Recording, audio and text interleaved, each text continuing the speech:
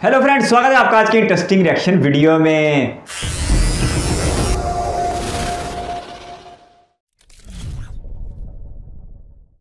नमस्कार नहीं, welcome you to world affairs. मैं हूं प्रशांत धवन। नाउ जैसे आप सब लोग जानते हैं, पीएम मोदी आज के समय है जर्मनी में G7 समिट को ही अटेंड कर रहे हैं बाकी वर्ल्ड लीडर्स के साथ। यहाँ पर आप देख पाओगे ग्रुप फोटो है और बीच में ये जो पर्टिकुलर वीडियो आप अपने सामने देख रहे हैं ये काफी वायरल हुई थी। यहाँ पर आप देख पाओगे जो बाइडेन खुद पीएम मोदी से मिलने के लिए गए, उसके बाद पीएम मोदी इमैनुअल मैक्रोन से बात कर रहे थे। यहाँ पर काफी डीप लेवल पर एंगेजमेंट हुई है इंडिया की बाकी कंट्रीज के साथ। ना इसी दौरान कोइंसिडेंस कह लीजिए या फिर जो भी आप कहना चाहें हम कह सकते हैं, इसी दौरान एक बहुत ही इंपॉर्टेंट डेवलपमेंट होती है।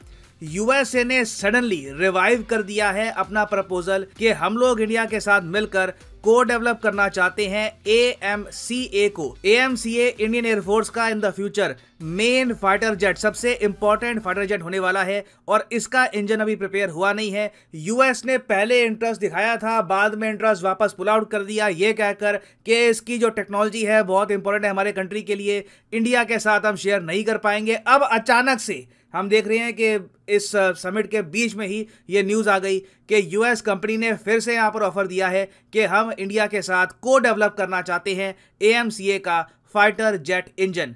नाउ हम डिस्कस करेंगे इस वीडियो में कि यूएस ने यह प्रस्ताव क्यों दिया है, क्या यह सब करके यूएस इंडिया की जो डिपेंडेंस है, निर्भरता है रशियन वेपन्स पर, यह कम करना चाहता है या फिर ये यूरोप की जो कंपनीज हैं उनसे कंपटीशन की वजह से यूएस ये सब कर रहा है। डिस्कस करेंगे यहाँ पर, बहुत कुछ आपको जानने को मिलेगा। मगर आगे बढ़ने से पहले आपसे क्वेश्चन पूछूंगा। क्वेश्चन यहाँ पर यह है कि हाल ही में वर्ल्ड गोल्ड काउंसिल ने रैंकिंग निकाली कि दुनिया में सबसे ज्यादा गोल्ड रिफाइनिंग और रिसाइकलिंग में कौन कौन से देश आगे हैं। इसमें इंडिया की बहुत ही इंप्रेसिव रैंकिंग आई है। आपको बताना है कि वर्ल्ड गोल्ड काउंसिल के हिसाब से भारत की रैंक इस श्रेणी में क्या है, 10वीं, 10th, 2nd, 4th या फिर 8th। कमेंट सेक्शन में करिए उत्तर, सही आंसर आपको मिलेगा वीडियो के अंत में। ना फर्स्ट ऑफ ऑल अगर हम बात करें AMCA की, तो इसकी फुल फॉर्म है एडवांस्ड मीडियम कॉम्बैट एयरक्राफ्ट। हो सकता है कि आपने कुछ आर्टिकल्स में, वीडियोस में इसके बारे में सुना हो। वहां पर काफी बार कहते हैं कि ये होगा भारत का 5th जनरेशन फाइटर जेट, ये चाइना का जो J-20 है उससे कंपीट करने के लिए हम डेवलप कर रहे हैं। मगर रियलिटी ये है कि AMCA चाइना के किसी भी फाइटर जेट से कई गुना ज़रा एडवांस्ड होगा। एक्चुअली इंडियन एयरफोर्स ने ये बात खुद कह दी है कि हम लोग सिर्फ 5th जनरेशन को नहीं देख रहे। AMCA की जब बात होती है तब हम यहाँ पर 5.5 जनरेशन या फिर इवन 6th जनरेशन टेक्नोलॉजी को देख रहे हैं। तो ये फाइटर जेट अत्याधुनिक होगा। इस प्रोजेक्ट को आप कंपेयर कर सकते हैं जापान के मित्सुबिशी FX प्रोजेक्ट से और रशिया के मिकोयान पाक DP प्रोजेक्ट से। ये सब देश हैं, ये भी 6th जनरेशन फाइटर जेट खुद डेवलप करने की कोशिश कर रहे हैं। ना सुनने में ऑब्वियसली काफी अच्छा लगता है कि इंडिया एक अत्याधुनिक फाइटर जेट बनाएगा, मगर प्रॉब्लम यहाँ पर सबसे बड़ी ये आ जाती है कि हमारे पास इसका इंजन नहीं है, हमारे पास एक प्रॉपर रोड मैप नहीं है कि AMCA में कौन सा इंजन हम यूज करेंगे। और ये अपने आप में एक ह्यूज प्रॉब्लम है क्योंकि एक फाइटर जेट का हार्ट एंड सोल, जो मेन पावर उसको जहां से मिलती है वो उसका इंजन ही है। और सैडली इंडिया में अब तक हम एक proper fighter jet engine completely prepare कर नहीं पाए। तेजस को भी आप अगर देखो, कई लोग कहते हैं कि देखो तेजस बन गया, भारत बन गया आत्मनिर्भर। मैं 100% आत्मनिर्भर तो नहीं कहूंगा क्योंकि तेजस में जो इंजन लगे हैं ये यूएस कंपनी जनरल इलेक्ट्रिक ने बनाए हैं। तो जब तक इंडिया या तो को डेवलपमेंट करके एक इंजन नहीं बनाता या फिर 100% मेड इन इंडिया इंजन नहीं बनाता, मैं नहीं मानूंगा कि फाइटर जेट के केसेस में इंडिया कंप्लीटली सेल्फ डिपेंडेंट हो चुका है। अब जो बात मेरे माइंड में आई है, परहैप्स आपके माइंड में भी आई होगी। तो जो लोग कंट्री को रन कर रहे हैं, ये पॉलिसीज डेवलप कर रहे हैं, उन लोगों ने भी सोचा कि AMCA इंडिया की एयरफोर्स का जो कॉर्नरस्टोन होगा 2030 तक, यहाँ पे हमको ज्यादा आत्मनिर्भरता चाहिए होगी। मैक्सिमम हम ये कर सकते हैं कि को डेवलप कर लेंगे, एक इंजन बनाएंगे जहां पर हमारी भी इन्वेस्टमेंट होगी, कोई और जो फॉरेन कंपनी है उसकी भी इन्वेस्टमेंट होगी। इससे एटलीस्ट हमको यह आश्वासन रहेगा कि कोई फॉरेन कंपनी रातों रात हम पे सैंक्शन लगाकर ये ना कह दे कि जी अब आप हमारे इंजन यूज नहीं कर सकते। ये हमारे लिए डेवास्टेटिंग होगा।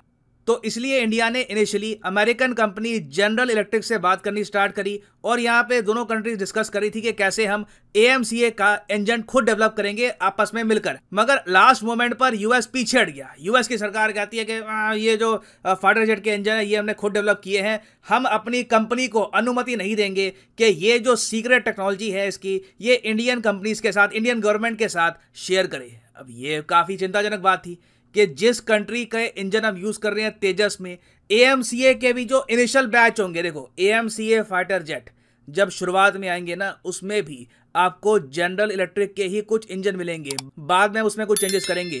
तो यूएस इंडिया पर इतना भी भरोसा नहीं कर रहा था कि AMCA इंजन की जो टेक्नोलॉजी है ये हमको दे दे। तो उसके बाद इंडिया ने फोकस यहाँ पर किया फ्रांस पर। फ्रांस की कंपनी है साफरान, इन्होंने कहा कि हम आपके साथ डेवलप करेंगे AMCA का इंजन, और साफरान के साथ भारत की बातचीत अभी चल रही है। मैं ये नहीं कहूँगा डील अभी फाइनलाइज हो चुकी है, मगर इंडिया बात कर रहा है। अब इसी बीच में देखता हूं G7 समिट हो रहा है, कोई बड़ी बात नहीं होगी कि यहाँ पर कुछ बातचीत हुई हो, कुछ स्पेशल यहाँ पे आइस ब्रेकर वाली बात हुई हो, और अचानक से अब जनरल इलेक्ट्रिक ने फिर से प्रपोजल दे दिया है और ये लोग कह रहे हैं कि हम अब ज्यादा लिबर्टी दिखाएंगे टेक्नोलॉजी शेयरिंग को लेकर जब हम को डेवलप करेंगे इस इंजन को इंडिया के साथ। देखो डेफिनेटली यहाँ पर एक ग्लोबल कंपटीशन चल रहा है डिफेंस मार्केट को लेकर बिटवीन USA एंड फ्रांस।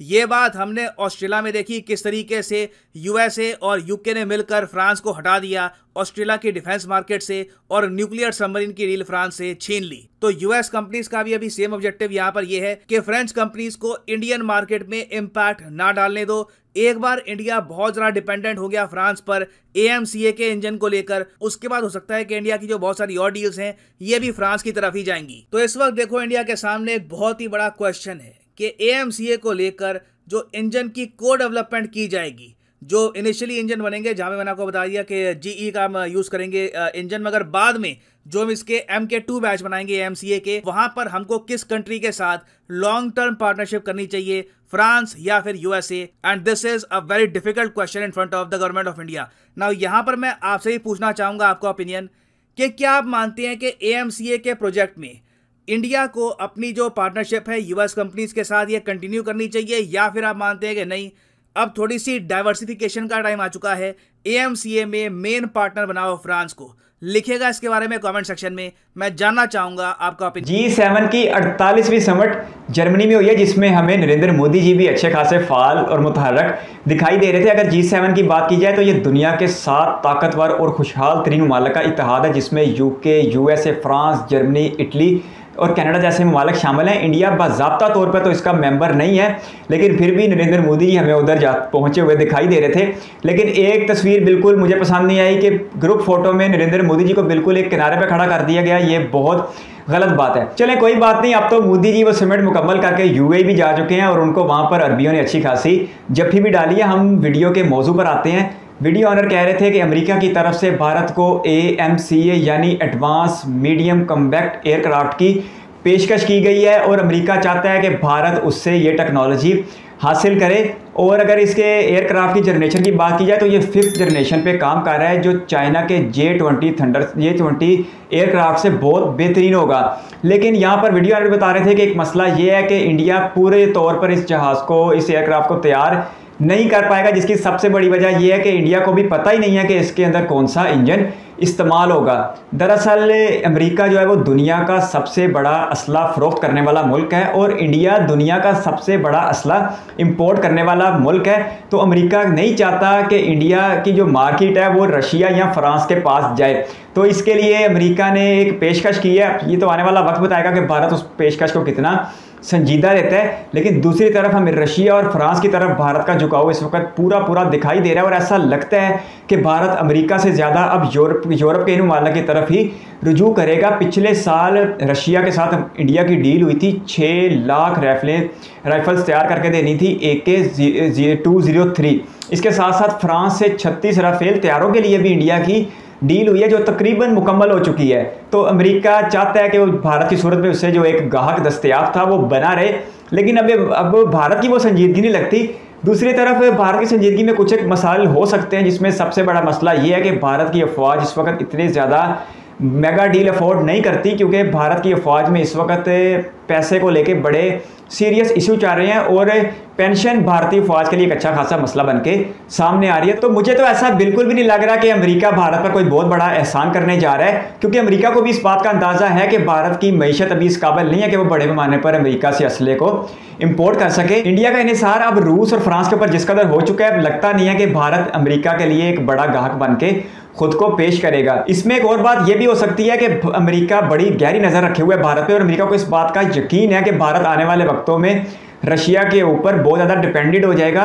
हालांकि अमेरिका ने इक़्तिसादी पाबंदियाँ रशिया के ऊपर आयद कर रखी हैं और जो भी मुल्क रशिया के साथ ट्रेड करेगा वो इन इक़्तिसादी पाबंदियों के ज़द में आ जाएगा, लेकिन फिर भी भारत रशिया से अपने असले के मामला जो है वो जारी रखेगा, जिस तरह उसने तेल और कोयले के मामला जारी रखे हुए हैं। और बिल्कुल भी भारत इस वक्त अमेरिका समेत किसी भी मुल्क का प्रेशर अपनी खातर में नहीं ला रहा। ये भारत की आज़ाद खारजा पॉलिसी का एक सबूत है। लेकिन दूसरी तरफ भारत की ख्वाहिश ये ज़रूर है कि वो ACMA को खुद बना ले, ताकि आने वाले वक्तों में वो खुद हिंसारी कर सके और उसे किसी दूसरे के हाथों की तरफ ना देखना पड़े। लेकिन ये सफ़र भारत के लिए बहुत लंबा है, जो जल्दी ही हासिल होता दिखाई नहीं दे रहा। आपका कीमती वक्त का शुक्रिया। अगर आप भी इसी वीडियो पर रिएक्शन चाहते हो तो अपनी कीमती राय कमेंट बॉक्स में ज़रूर दीजिएगा। इस वीडियो को कीमती समय देने के लिए बहुत सारा धन्यवाद।